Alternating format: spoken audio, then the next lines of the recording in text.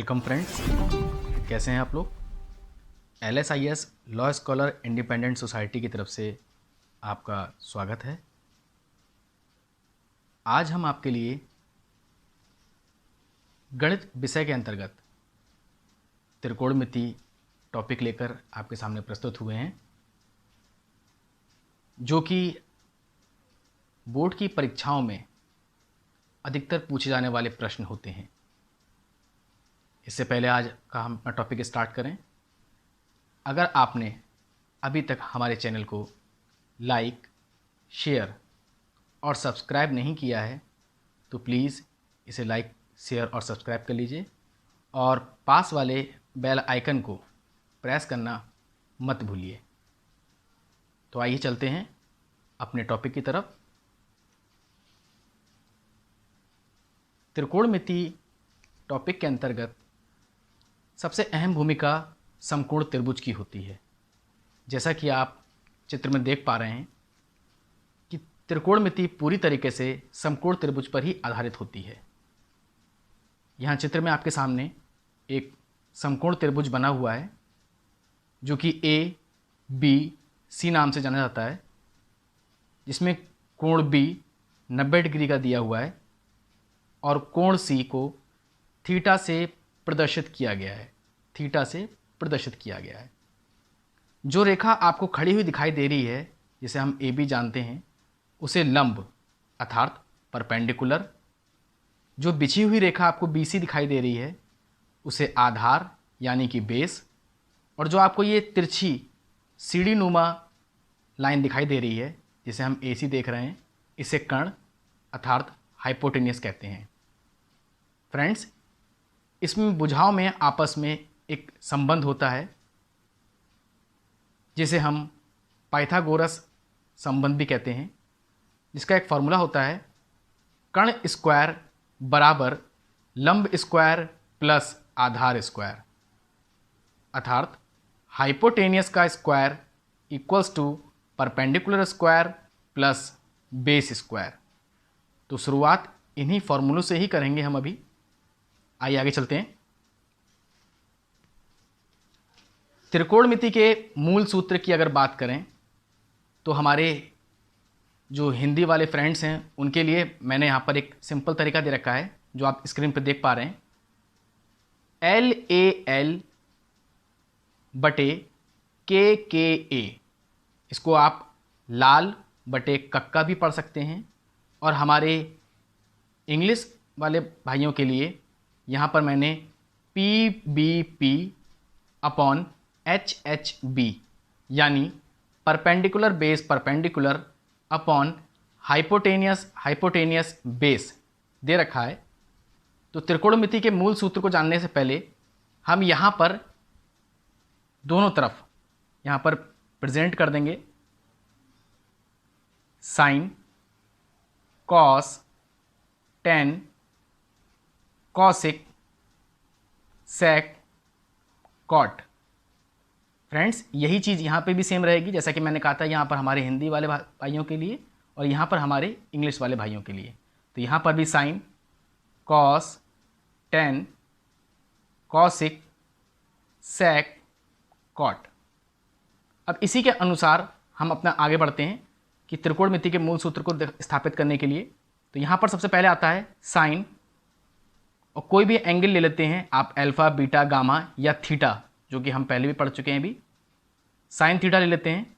तो इसके लिए हमारे फॉर्मूला हो जाएगा, अगर साइन की तरफ से फ्रेंड्स हम इसको देखेंगे, साइन की तरफ से, तो हमारे पास ये दिखा हुआ है L बटे K मतलब P अपॉन H। यहाँ हम इसको कहेंगे लंब बटे कर्ण। L से फ्रेंड्स लंब हो गया और K का मतलब कर्ण। ऐसे यहां पर A का अर्थ हो जाएगा यहां पर फ्रेंड्स आधार। ये परपेंडिकुलर है, B फॉर बेस और H फॉर हाइपोटेनियस।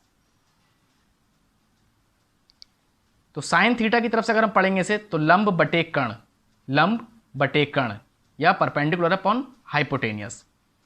लंब बटे कर्ण, इसी को हम परपेंडिकुलर अपॉन हाइपोटेनियस भी बोलते हैं, परपेंडिकुलर अपॉन हाइपोटेनियस। अगले आते हैं कॉस, आधार बटे कर्ण या base upon hypotenuse. Cos theta बराबर आधार बटे कर्ण, इसे इंग्लिश में कहते हैं बेस अपॉन हाइपोटेनियस।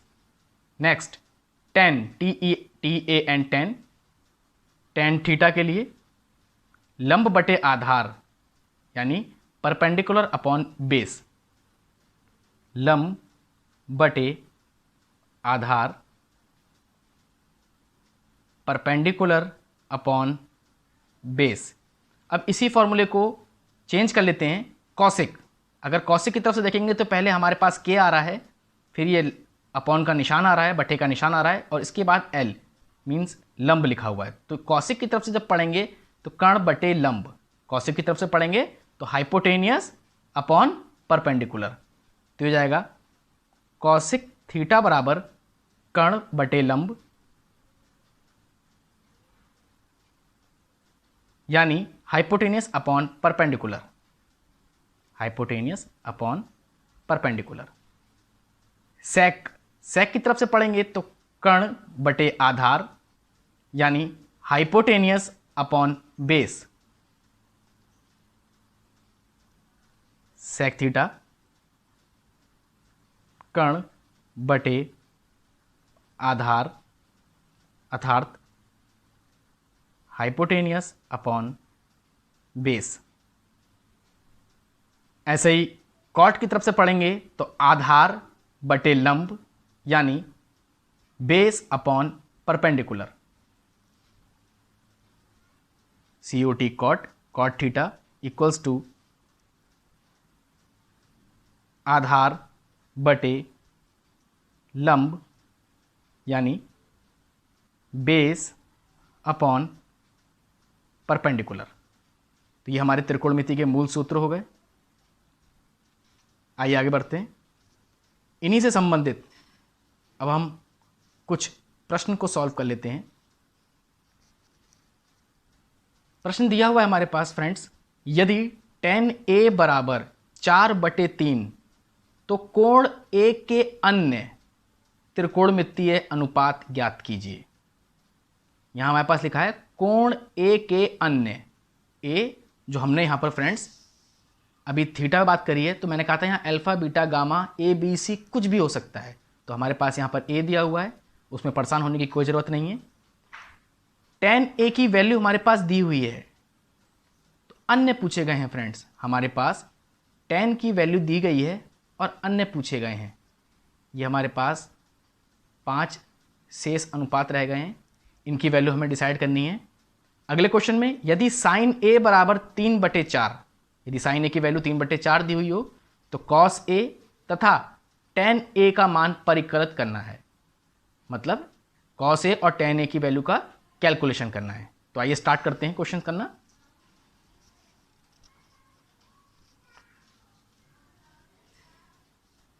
सबसे पहले क्वेश्चन पहले का हम एक चित्र बना लेते हैं, वही समकोण त्रिभुज।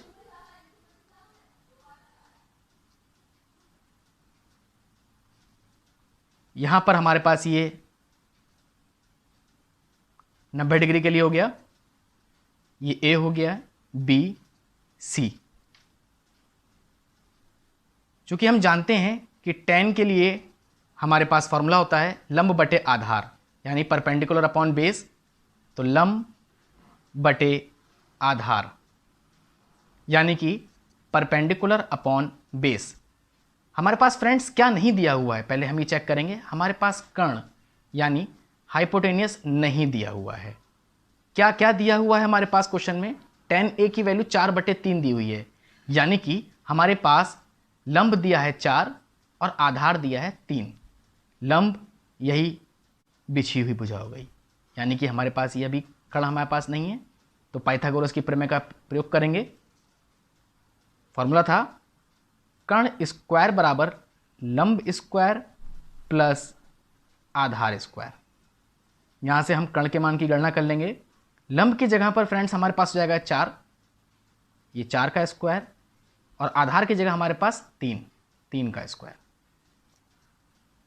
तो कर्ण की वैल्यू निकालने के लिए 4 का वर्ग हो जाएगा हमारे पास 4 चौक 16, और 3 का वर्ग 3 का स्क्वायर 3 तियां 9, 16 और 9 हमारे पास 25 हो गया। ये हमारे पास वैल्यू जो आ रही है वो कर्ण के वर्ग की आ रही है। अगर केवल कर्ण की वैल्यू निकालेंगे फ्रेंड्स तो यहाँ से वर्ग हटेगा और यहाँ पर वर्गमूल यानी कि 25 का स्क्वायर रूट। और जैसा कि हम जानते हैं 25 का स्क्वायर रूट 5 इकाई या फिर यूनिट। तो कर्ण की वैल्यू हमारे पास 5 आ गई है। अब हम देखते हैं कि सवाल में पूछा क्या गया था। सवाल में हमसे पूछा गया था tan के अतिरिक्त अन्य a के अनुपात बताने हैं हमें। तो कौन कौन से फ्रेंड्स रहेगा इसमें? साइन हमारे पास होता है लंब बटे कर्ण, मान रखते चल रहे हैं फ्रेंड्स साथ साथ में। लंब हमारे पास 4 दिया हुआ है और कर्ण हमने निकाला है 5। फिर कॉस आधार बटे कर्ण,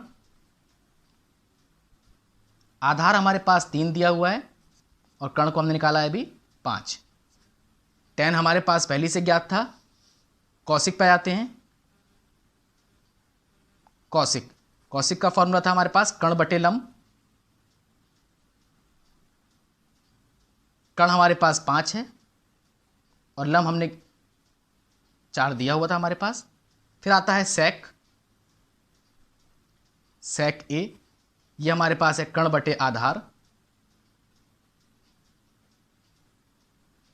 कर्ण हमारे पास दिया हुआ है 5 और आधार 3, और सबसे अंत में आता है कॉट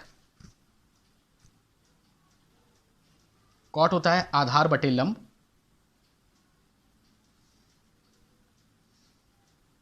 आधार हो गया हमारे पास 3 और लंब हमारे पास है 4।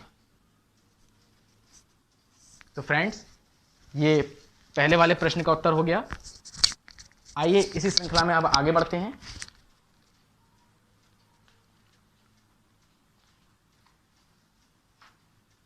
दूसरा प्रश्न हमारे पास दिया हुआ था, यदि साइन a बराबर 3/4, साइन a बराबर 3/4, तो बात करते हैं साइन का मतलब क्या होता है?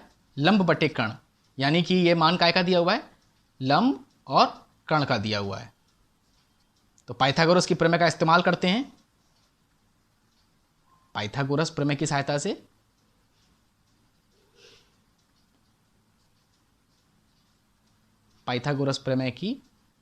सहायता से उसी फॉर्मूले को लिख लेंगे। क्या था फ्रेंड्स? कर्ण स्क्वायर बराबर लंब स्क्वायर प्लस आधार स्क्वायर। यहां पर कर्ण हमारे पास पहले से दिया हुआ है 4, तो कर्ण के स्थान पर कर्ण कर देंगे। लंब के स्थान पर 3 दिया हुआ है तो 3 का वर्ग, और फ्रेंड्स आधार की वैल्यू इस बार हमें पता लगानी है। तो 4 का वर्ग 16 हो जाएगा क्योंकि 4 चौक 16 होता है। 3 का वर्ग 3 तियां 9 होता है, और आधार की वैल्यू अभी हमें ज्ञात नहीं है। यहाँ लिखा है 16 बराबर 9 प्लस आधार स्क्वायर। अगर आधार की वैल्यू हमें ज्ञात करनी है तो 9 को बराबर के दूसरी तरफ ले जाना पड़ेगा। अभी यहाँ पर ये प्लस में है, जैसे ही बराबर की तरफ क्रॉस करके पहुँचेगा उस तरफ तो ये माइनस में हो जाएगा। यानी कि 16 माइनस 9 बराबर इधर शेष रह गया आधार स्क्वायर। 16 में से 9 माइनस कर देंगे फ्रेंड्स, तो ये हमारे पास 7 शेष बचा, और ये आधार स्क्वायर। यानी कि इसको हम ऐसे भी लिख सकते हैं कि आधार स्क्वायर बराबर हमारे पास 7 आया। और अगर आधार की वैल्यू निकालनी है केवल, तो यहाँ से वर्ग हटेगा और यहाँ पर वर्गमूल हमारे पास √7 हो गया ये। अब देखते हैं फ्रेंड्स क्वेश्चन में पूछा क्या गया था। क्वेश्चन में पूछा गया था कॉस तथा tan a की वैल्यू फाइंड करनी है हमें। तो कॉस का फॉर्मूला क्या था फ्रेंड्स? आधार बटे कर्ण, यानी कि बेस अपॉन हाइपोटेनियस। तो आधार बटे कर्ण। आधार हमारे पास √7 आ चुका है और कर्ण हमारे पास 4 पहले से ही प्रश्न में दिया हुआ था। दूसरा हमसे पूछा गया था tan A। tan के लिए फॉर्मूला हमारे पास लंब बटे आधार। लंब की वैल्यू हमारे पास प्रश्न में 3 दी हुई थी और आधार हम यहां से ज्ञात कर चुके हैं। तो ये हमारे पास दोनों प्रश्नों के उत्तर हो चुके हैं। फ्रेंड्स, ये प्रश्न विद्यार्थियों से बोर्ड की परीक्षाओं में कक्षा 10 और कक्षा 12 में पूछे जाते हैं और बहुत इम्पॉर्टेंट चैप्टर है ये। और आगे भी हम इन प्रश्न पर चलते रहेंगे, इनके वीडियो बनाते रहेंगे। अगर आपको आज का कुछ भी समझ में आया हो तो हमारे चैनल को लाइक, शेयर और सब्सक्राइब करना मत भूलिएगा। और अपना ध्यान रखिए, घर पर ही रहिए, सुरक्षित रहिए, मास्क का प्रयोग करते रहिए। आगे फिर आपसे मुलाकात होगी। वंदे मातरम।